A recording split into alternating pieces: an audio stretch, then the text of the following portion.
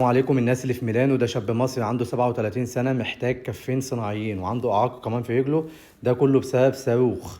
احنا دلوقتي في المستشفى في ميلانو، فطبعا الدولة هنا متكفلة بعلاجه وليس تركيب الأطراف الصناعية، لأنه لما دخل المستشفى ما كانش معاه ورق.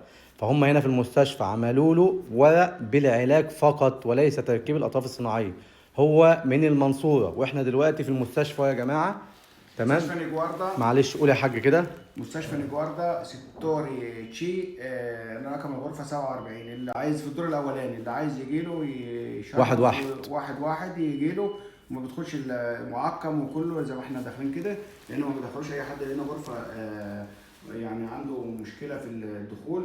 هو الوحيد يعني، واللي عايز يجي يتفضل يساعده يجي يتفضل، أو تشوفوا مجموعة تلم من بعض على اساس نوصل له، نركب له الاطراف الصناعيه، مش او عارفين يشوف في كام، المستشفى. او نشوفه في المستشفى، او لو واحد يكفل بيه، او لو مجموعه، او لو كله لم من بعضه. رقم على الشاشه يا جماعه، اي حد في ميلان عاوز يتواصل معاه انا هسيب لكم دلوقتي الرقم على الشاشه.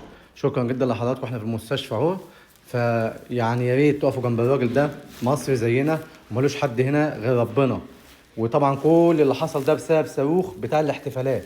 الصاروخ ولع في البيت غصب عنه، طير له صوابعه كلها وطير له كف ايديه الاثنين وعمل له اعاقه في رجله من تحت، ورجليه بقت من غير عظم من تحت. فهو في ايطاليا هنا في ميلانو في المستشفى، واسم المستشفى عرفتوها. ربنا يساعد الجميع، وشكرا جدا لحضراتكم. السلام عليكم.